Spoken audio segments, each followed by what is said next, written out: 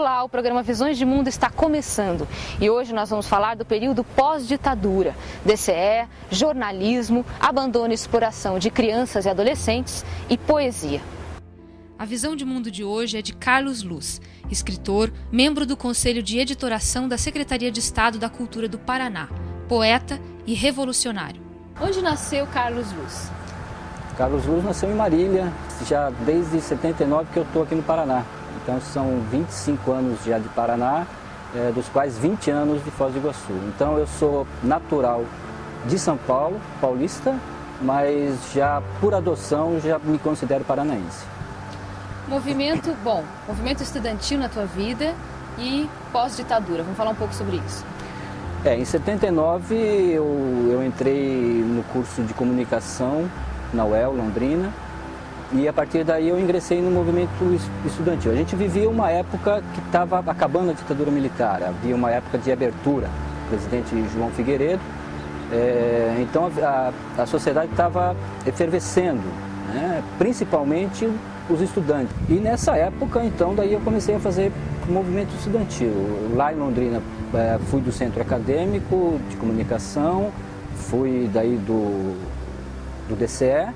E quais eram os seus ideais nessa época do movimento estudantil? Então, nessa época efervescia muito essa questão da abertura, né? Então a luta pelas diretas já, anistia ampla, geral e irrestrita, quando os exilados estavam voltando, né, do exterior, enfim, e a nossa luta era para que todos voltassem. Toda aquela movimentação dos sindicatos do ABC, né, os metalúrgicos, o aparecimento do próprio presidente Lula, havia ainda uma certa censura, haviam bancas sendo explodidas. Mas enfim. A ditadura era forte ainda. Os resquícios da ditadura. Pela pressão da sociedade em si, havia a intenção de se abrir. Agora, é claro que a abertura, segundo, né, o Figueiredo, seria lenta e gradual. A gente queria que a abertura fosse de uma vez só. Não existe o mais ou menos democrático, né? Você acredita que existe resquícios de ditadura hoje? Hoje eu acho que existe uma outra ditadura que não é uma ditadura, quer dizer, é política ainda, né? Mas é uma ditadura econômica, né? Em todos os sentidos, todos. Né? E como é que o jornalismo surgiu na vida do Carlos? Então, eu entrei em comunicação social, na época ainda era um curso só, né? As 4 subdivisões aí da comunicação, né? Jornalismo, relações públicas, propaganda, cinema e teatro também tinha. E de lá para cá, daí chegando aqui em Foz, eu cheguei aqui para trabalhar na Fundação Cultural, convidado pelo Silvio Campana, porque na época o Dobrandino tinha sido o primeiro prefeito eleito aqui na cidade, porque também como a cidade vivia em uma região de segurança nacional,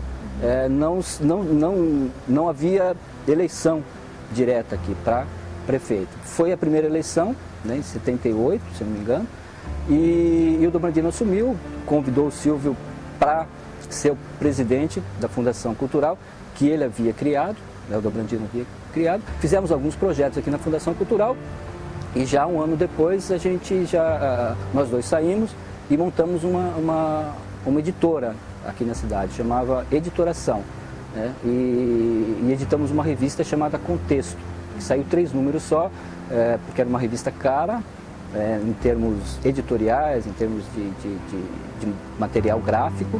O que ela trazia de diferencial, essa revista? O visual, a arte final dela, né, era bem diferente, né?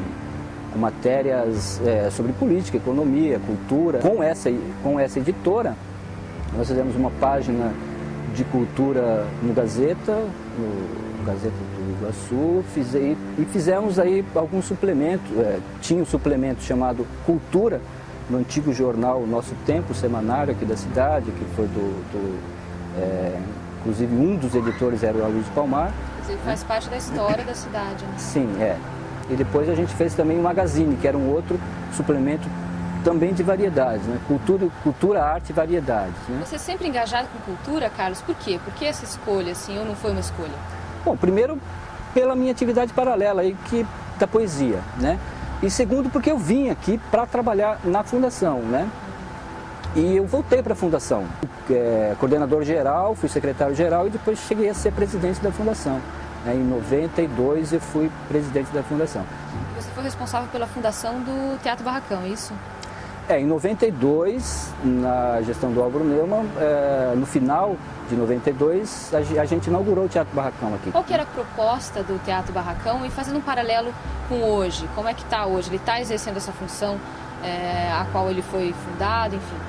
Os espaços físicos aqui na cidade, né, os espaços físicos para a cultura, foi sempre uma questão muito debatida, né? A gente não tem um museu ainda, a gente não tem um teatro, enfim, ainda. Para a época, em 92, eu acho que foi muito importante, né? Hoje ele compreende um certo papel de se ter um teatro barracão. Agora, mas em 92, você vê, lá se vão quase o quê? 14, 15 anos, né? Eu acho que já deveriam ter outros espaços para se desenvolver, não só o teatro, mas o cinema, a música, né, o próprio sarau de poesia, como que você artes vê plásticas. A questão cultural hoje na cidade? Bom, é fundamental, e isso a gente sempre brigou, sempre, desde 86 que a gente chegou aqui, a questão da organização do movimento cultural, né? Então você organizar grupos, organizar associações, e uma questão fundamental que eu acho, que a gente sempre brigou, a gente sempre falou e ainda coloca e ainda fala, que é o Conselho Municipal de Cultura, e que existe em várias cidades, né, que gerenciaria toda essa questão da arte e cultura na cidade. Porque senão a Fundação Cultural, ela passa a ser apenas uma promotora de eventos, né? Ou simplesmente os projetos que determinada gestão coloca como prioritário. Mas um conselho propiciaria uma discussão maior, né? uma discussão com representantes da sociedade civil organizada daí, né? o movimento cultural organizado junto com a universidade, com outros órgãos, né? Para se realmente definir uma política cultural para a cidade. Você acha que seria agora o momento, quer dizer, você falou até da questão dos estudantes, enfim, Foz do Iguaçu está se transformando num polo a nível de faculdades, nessa questão. Então, seria um momento ideal agora para essa... Eu acho que já passou? Já passou o momento, né? O momento sempre foi. Né? Londrina, Maringá, já tem conselhos há muitos anos. Estamos para trás, né? Então, nessa questão? Nesse sentido, sim. Né? Antes disso, né, qualquer projeto cultural, qualquer atividade da Fundação Cultural vai sair da cabeça única de alguém. A sociedade civil organizada é quem define quais são as metas, o que é feito, né? Qual é a prioridade, qual não é, né?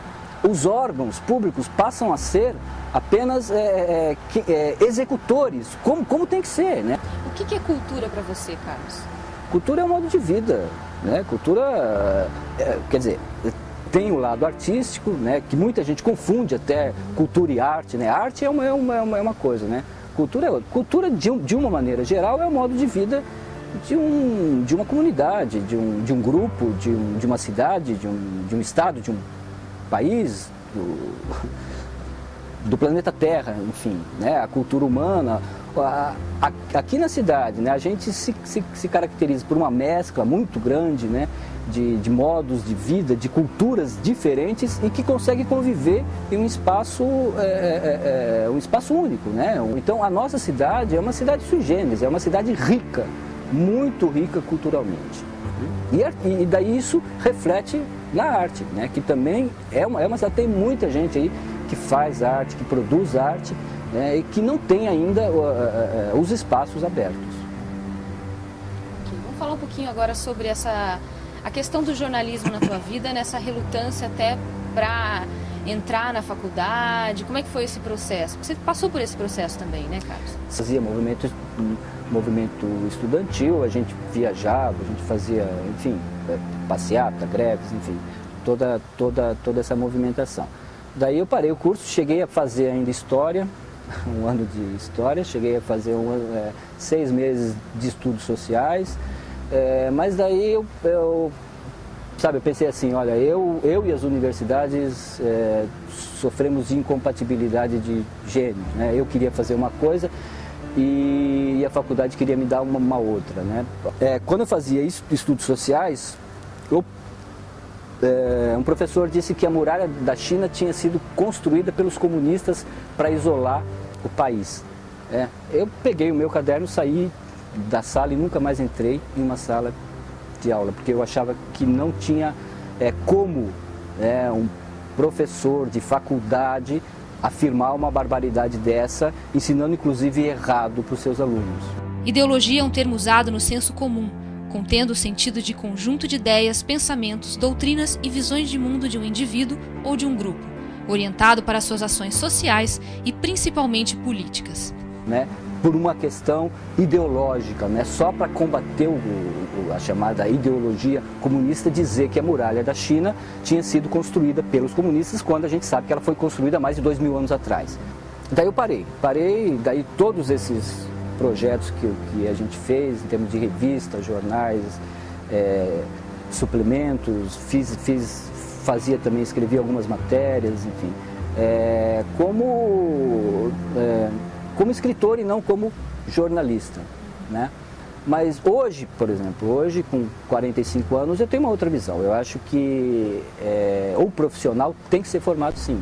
A faculdade ainda, é claro, não é o curso dos nossos sonhos, né? Mas sempre tem como você tirar algo, como você aprender algo e como você se aprimorar e se especializar. Ela não forma jornalista, né? O que forma mesmo é a prática,